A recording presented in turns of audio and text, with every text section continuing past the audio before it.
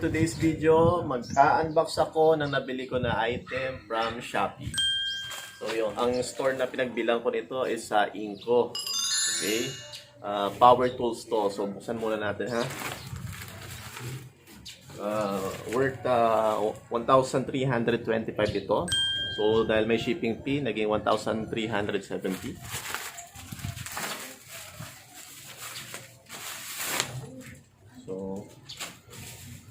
So, yan, naka-bubble wrap.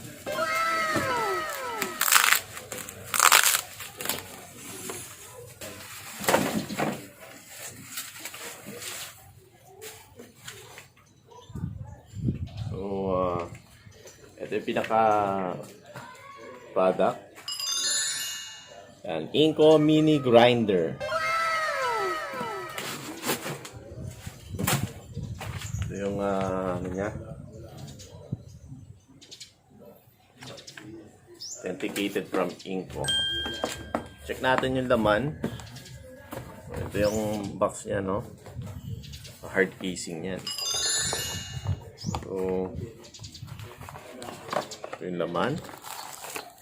Yan. Mini grinder na to is meron ng kasamang manual.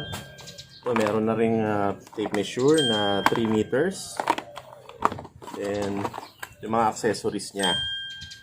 So, testing natin kung paano ba ginagamit to. Tsaka yung mga accessories kung gumagana rin ba.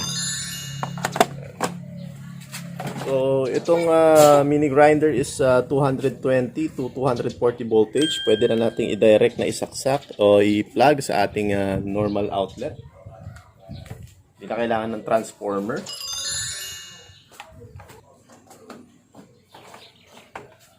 So, yan. Yung switch. Ayan yung tunog, oh. So, merong ano ito. Merong selection ng speed. Kung ayan, 1. Kung mga 1 lang, medyo mabagal lang. Yung 2. Yan yung tunog. 3, 4, 5, and 6. Yan yung maximum. Ayan. Ayan yung tunog. So, easy siya. Yung bigat niya is hindi mabigat. More or less, ang tansya ko is ano lang, mga half kilo lang. Half kilo lang siya. Okay, screw natin.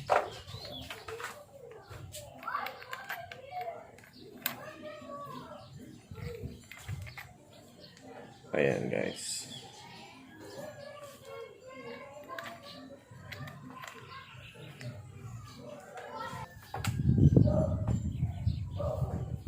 So, yan.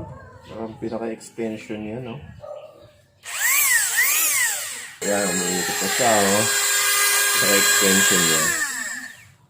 So, testing natin yung mga accessories, ha? So, ito yung mga accessories na kasama nitong iNGCO na mini grinder natin. Yan. May carbon brush na rin. Ito yung mga bits niya. Pagka mag-grind tayo. So, yun. Mga grinding bits niya. Testing tayo ng isa. So, ito yung napili ko. Yan. Gagrind natin. At testing natin sa kahoy. So, wood. Test muna natin to.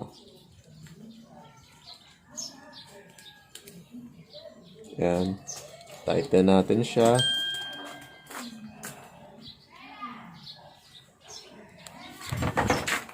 Testing natin sa wood, no? Ano muna natin sa... Select natin sa number 3. Yung speed. Tapos natin yung... Yan. O, diba? Nag-grind natin siya. Para sa mga ano to... finishing patches. Pwedeng pang wood, pwedeng pang metal, pwedeng pang concrete. Yan. So, yan. Testing naman natin itong drill bit. Yan. Iyan natin dun sa sample natin na wood. Okay. So, So ito mga ka-FAJ, nagpalit tayo ng pinaka-bit, ito drill bit. Ayan. Ang pasikip niya. So ito.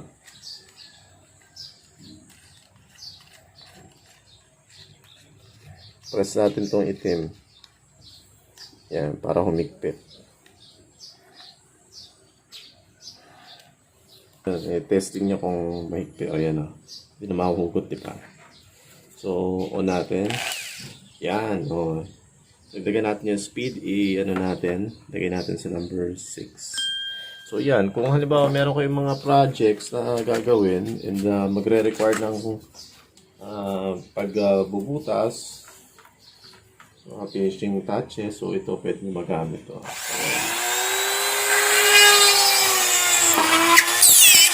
Diba? Easy. Easy siya.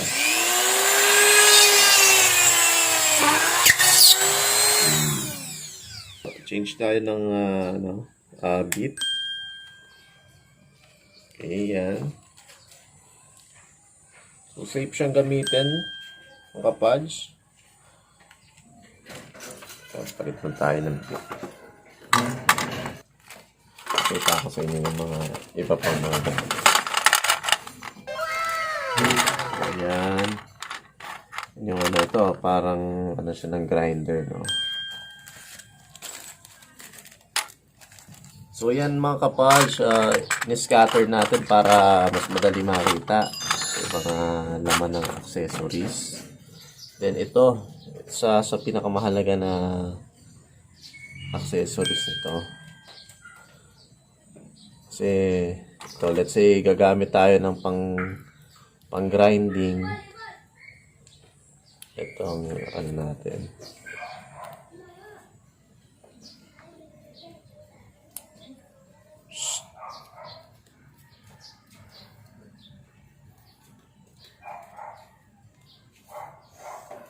So, yan.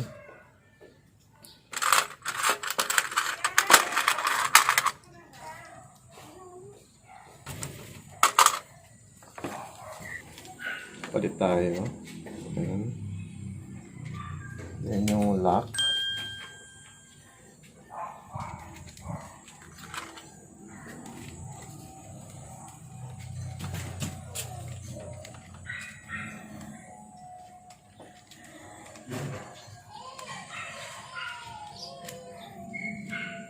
Press lang natin itong block para pag ilalak natin.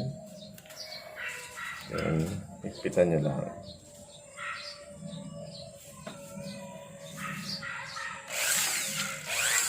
So, yan yun. So, yan. Testing natin sa metal.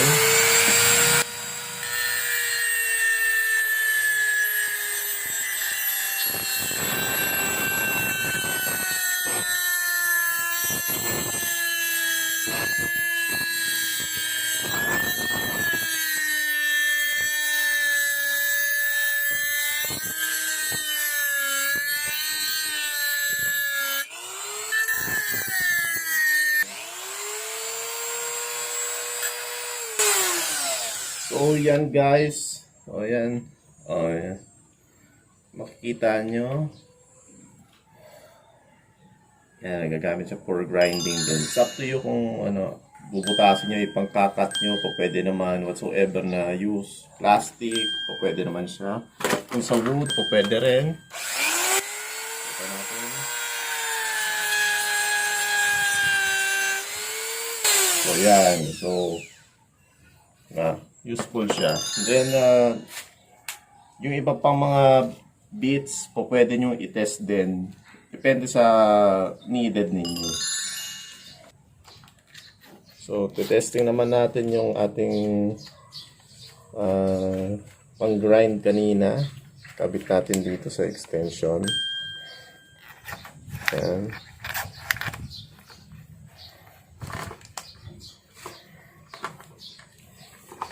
Test natin. Okay. Functional naman. Then, try natin dito.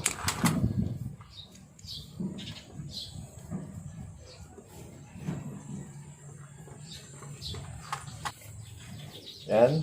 Kinabitan natin sa extension, no? Makikita nyo. Kung ano yung bilis ng ikot dito, is same na rin dito since connected na siya. Naka-extend nga lang. Testing natin dito sa wood.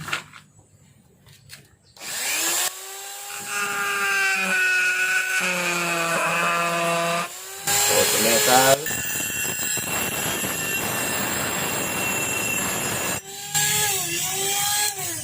So, yun.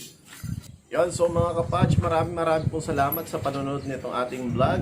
Kung kinakailangan nyo na gumamit ng ganitong item is okay na okay to, especially kapag gumagawa kayo mga DIY works, at the same time yung mga finishing na mga maliliit na kailangan nyo i-repair, so magagamit siya, very useful siya. Yung ibang mga bits is test nyo rin kung halimbawa nakabili na kayo ng ganito, test nyo rin lahat para at least, diba, malaman nyo kung ano yung mga function niya, tsaka kung ano pa yung mga possible na maging gamit niya. So yun, maraming salamat po sa panonood ng ating video. Maraming salamat po sa mga nakapag-subscribe na sa ating YouTube channel. Sa mga hindi pa nakakapag-subscribe, please paki-subscribe na po at pakitik ang notification bell para lagi kayong updated sa lahat ng ating mga bagong videos. Maraming salamat po.